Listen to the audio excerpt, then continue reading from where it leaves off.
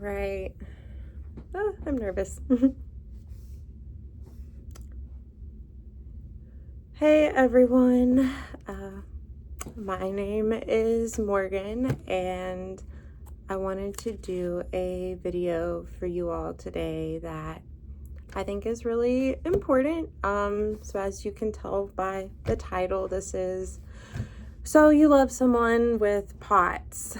And I think this video is really important because I know last year when I was in the absolute worst of my symptoms and my flare-ups, it was very difficult for me to articulate what was going on, what I was experiencing, and how anybody could help me through that. So my hope is that by sharing, what POTS is and how it affects us, how you can help someone that you love or may know who is going through this diagnosis and working through it, because it's different for everyone. There are different levels, mild to severe.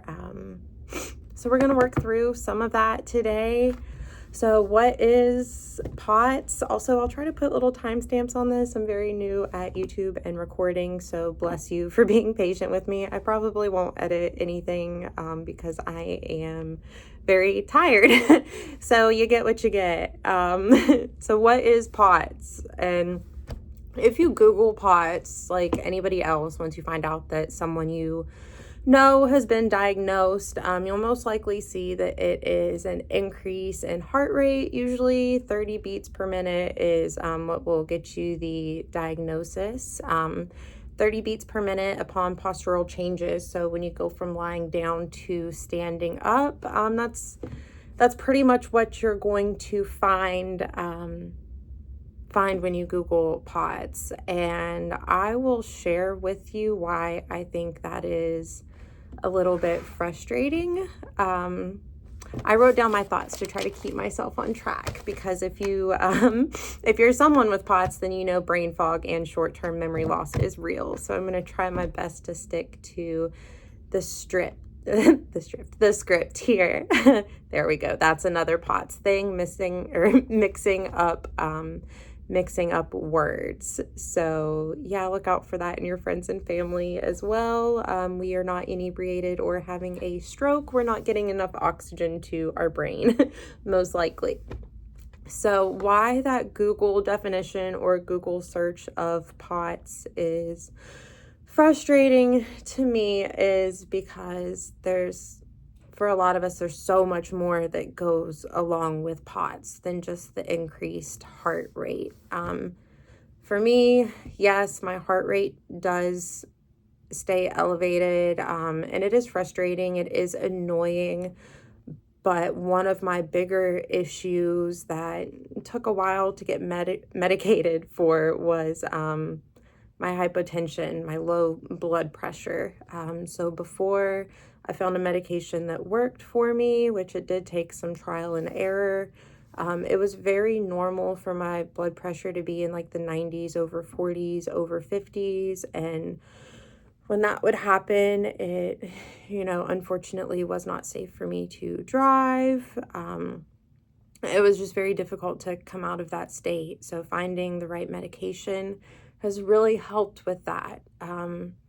So there are a lot of comorbidities. That's what they're called. It sounds terrible, but it's just conditions that exist within a condition, if I'm explaining that correctly. If not, explain it correctly down below. Help a girl out.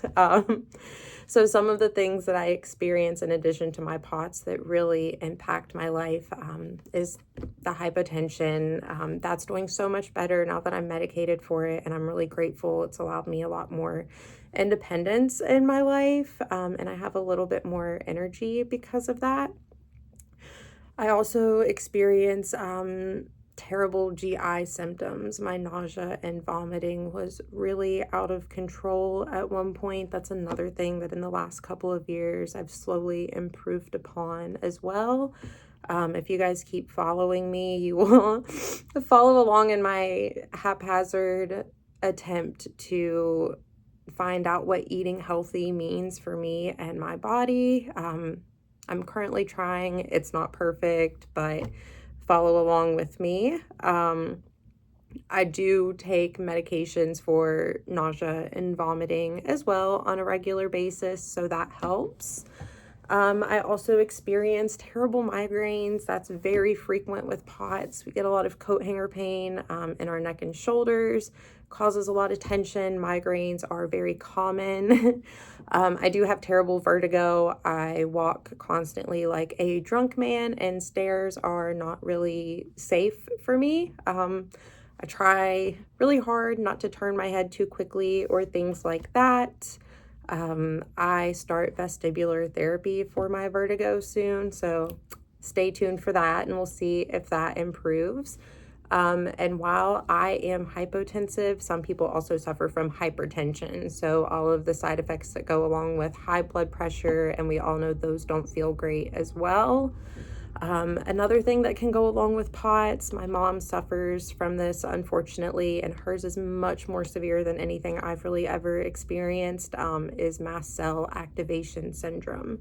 So your body develops allergies kind of randomly, and the severity of those allergies is up to your body. My mom, unfortunately, has anaphylactic reactions to molds. So that's something that we have to really be aware of. And then another thing that you can suffer from is connective tissue disorders. Those aren't really talked about so much, and I'm finding that it's really difficult to find a specialist that will even evaluate you for this. So learning that and just kind of managing it, I won't speak too much on that because I have not really experienced too much in that department yet, but I'll keep you updated. The next part of what you should know if you love someone with POTS, things that make your symptoms worse. So at least for me, POTS is a chronic illness. We are probably never going to improve 100%, but we can do things that help us feel better. And I've noticed that if I continue to do the things that help me feel better over time, my symptoms will lessen and lessen.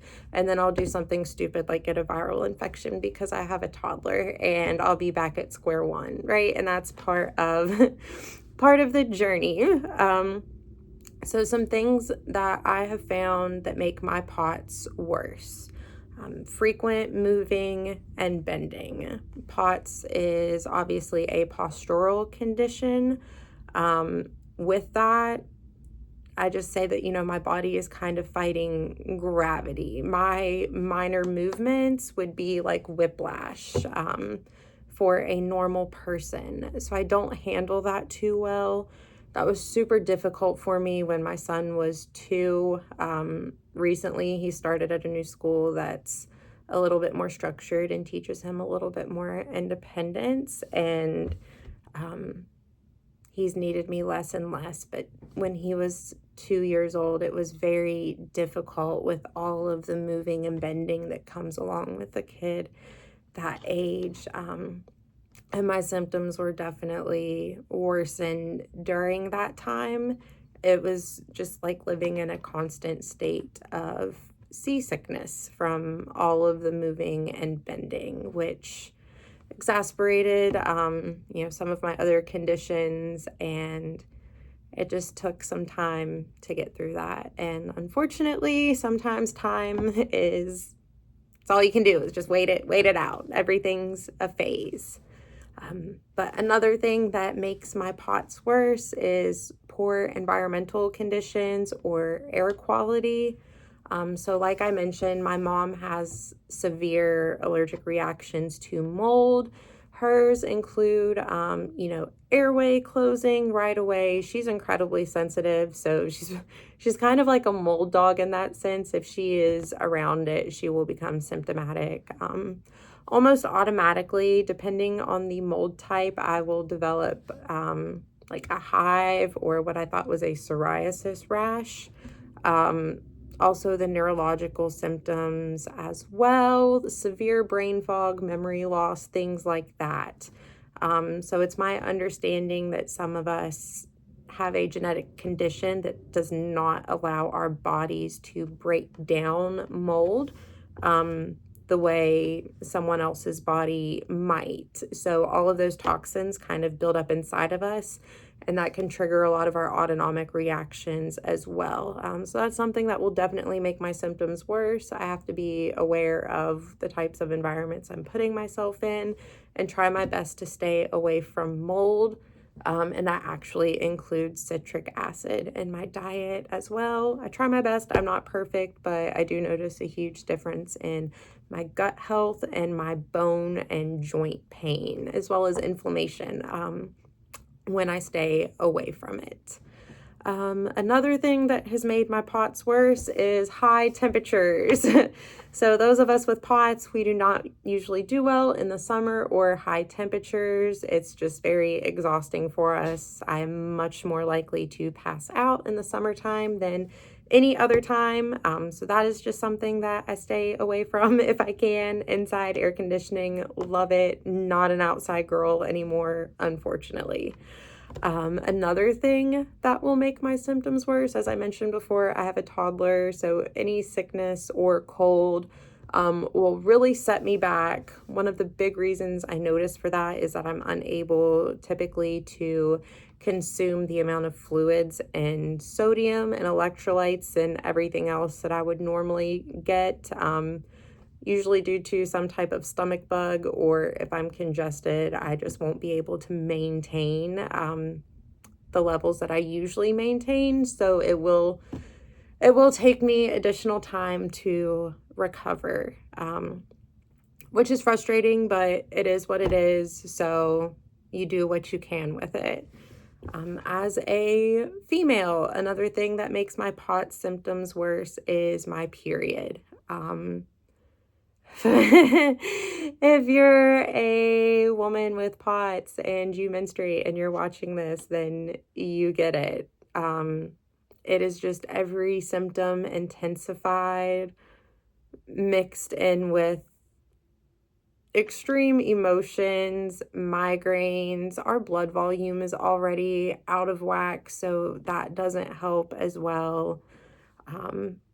I 1 year ago actually underwent the process of getting a non-hormonal IUD put in to alleviate some of those symptoms because they were very severe around my period, to the point where I had no quality of life. And it took about 7 to 8 months for my IUD to settle in, take effect. And what I mean by that is I did bleed near constantly for about 6 out of those 7 months. And I decided to stick it out, not intentionally. I lost my health insurance during this period. Otherwise, I do think I would have had it removed. It's been a year now, and I'm probably about 3 months into a somewhat normal cycle. So I am glad that I stuck it out, but that it was 7 months of,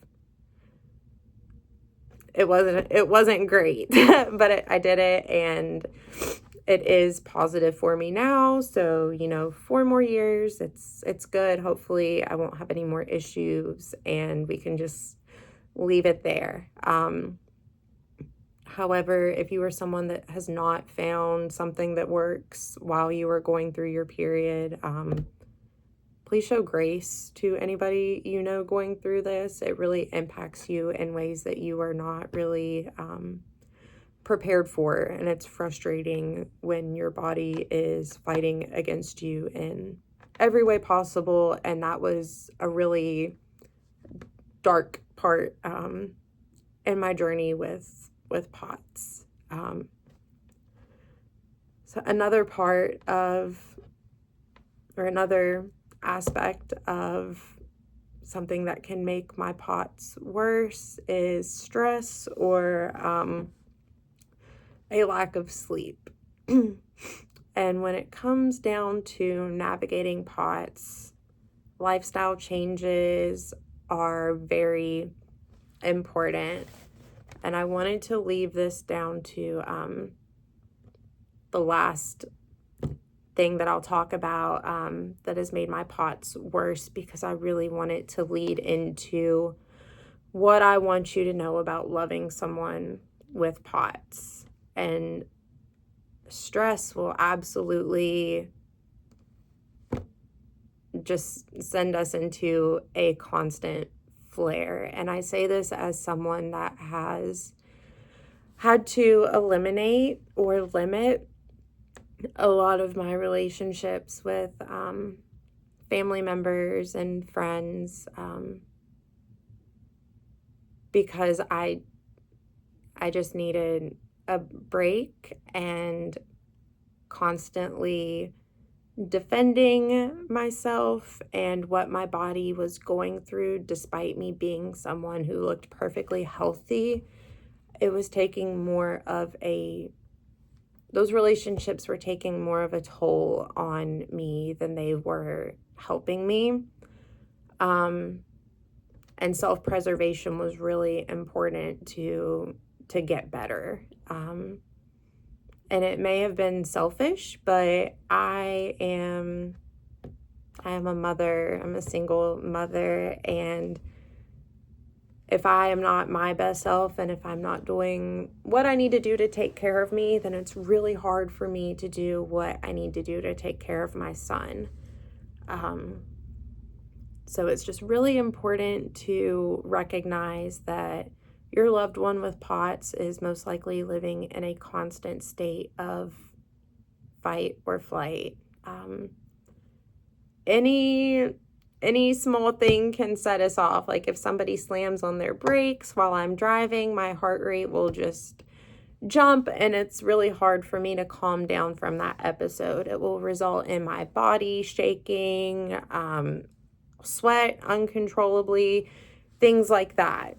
So when I'm involved in confrontation with people, it's kind of a similar response, and constantly defending that I do in fact have something going on with my body, and I might need a little bit more than other people, or even just a little bit more compassion or kindness.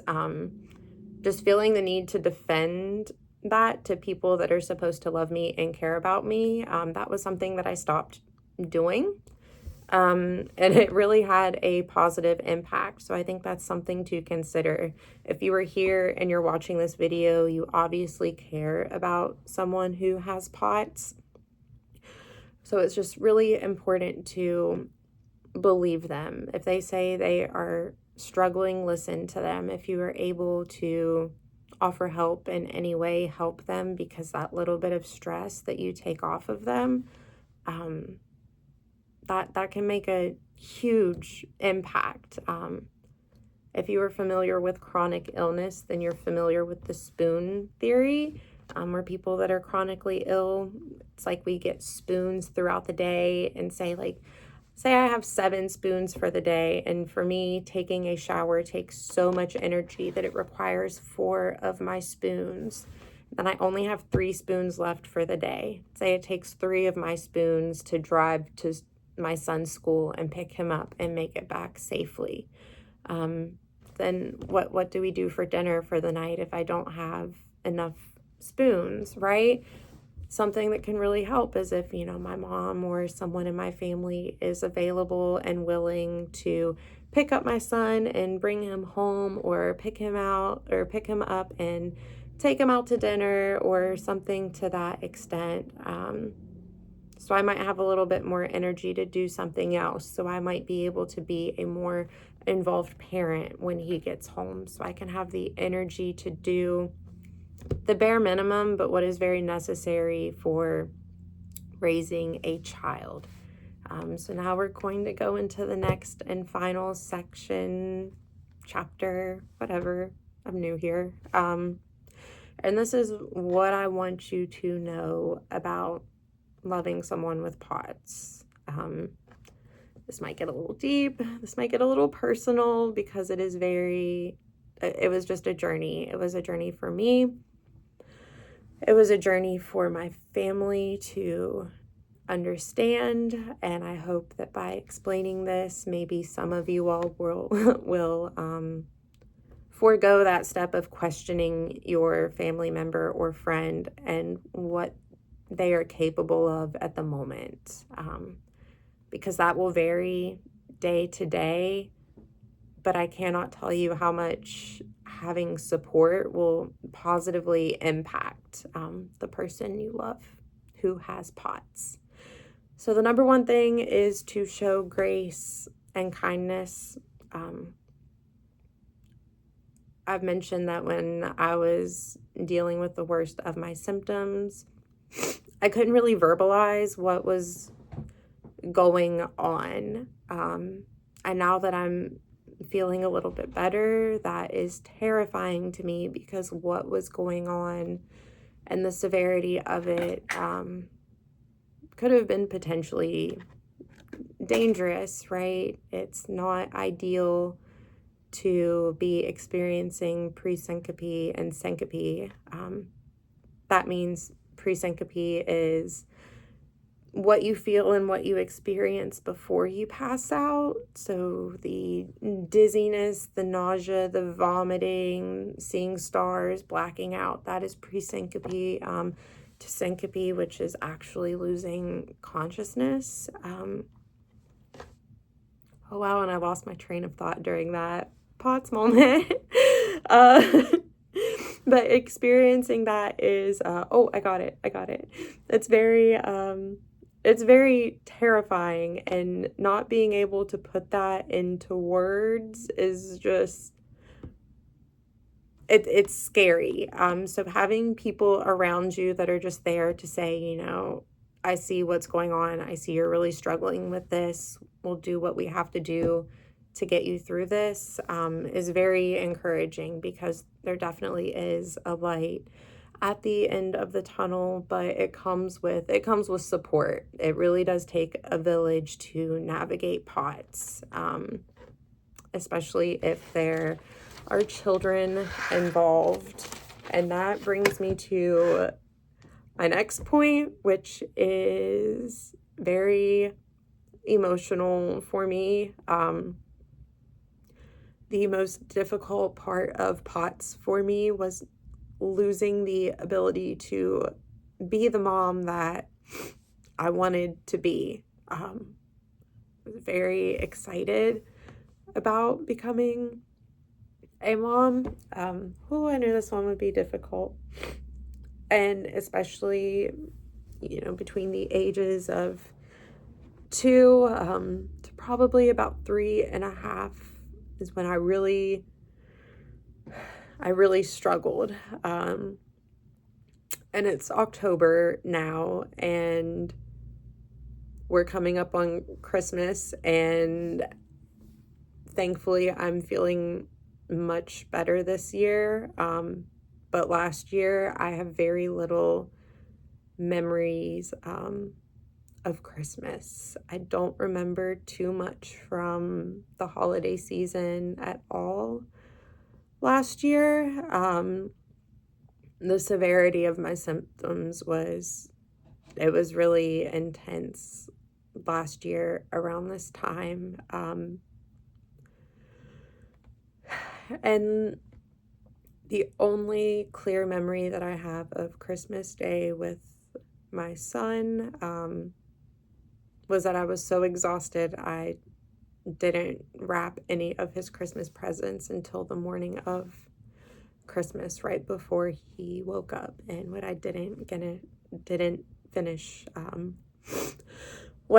finish wrapping in time was from Santa. I don't remember spending holidays with any of my family. I know we went, but I cannot recall those memories. And that is an absolutely terrifying thing if you are someone who is solely responsible for the well-being of a child. it took my family a while to realize the severity of my symptoms. Initially, I had asked my mom if she would mind picking my son up from daycare 2 days a week and bringing him home to me because I was not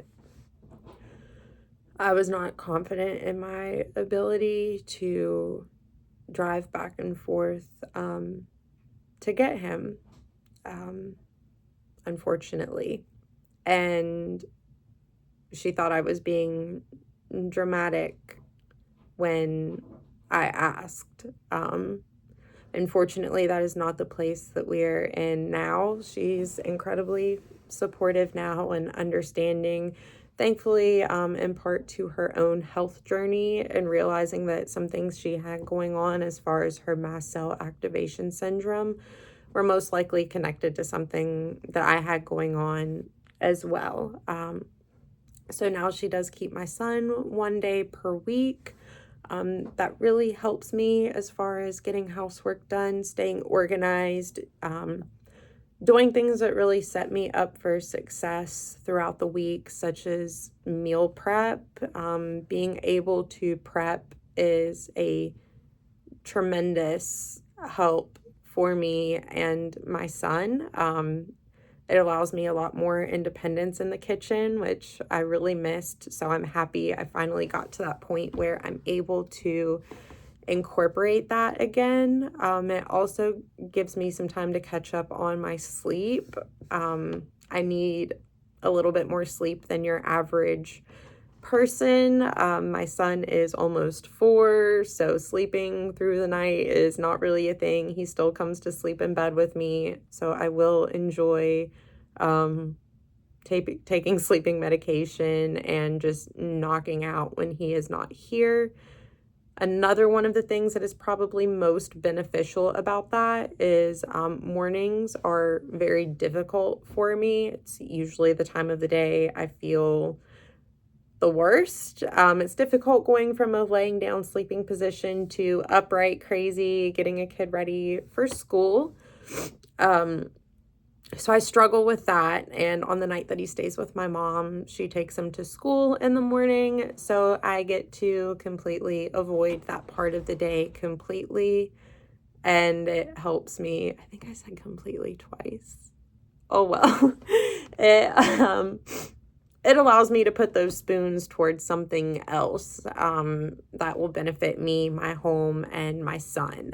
And that's really what the focus is. So what I hope you take away from this is if you love someone with POTS who is the sole provider or a provider, a mom, any type of role where they are dealing with children, for the child's sake, believe this person with POTS, validate their symptoms and their experiences, but just understand that by you taking a little bit off of their plate, which might not be such a big deal for you, right? If you're not experiencing these symptoms, driving to pick somebody up from school might not be the biggest inconvenience in the world, but when you have POTS and you're symptomatic, especially if you are, my son's old enough that he likes to get in the car and he can buckle himself and I can just make sure that he's safe. But at the point in time where I had to lift him up, put him in the car seat, fight him to buckle, by the time we were ready to go, I had to sit somewhere for a little while to make sure I was good to drive. So just something like that can make a world of difference.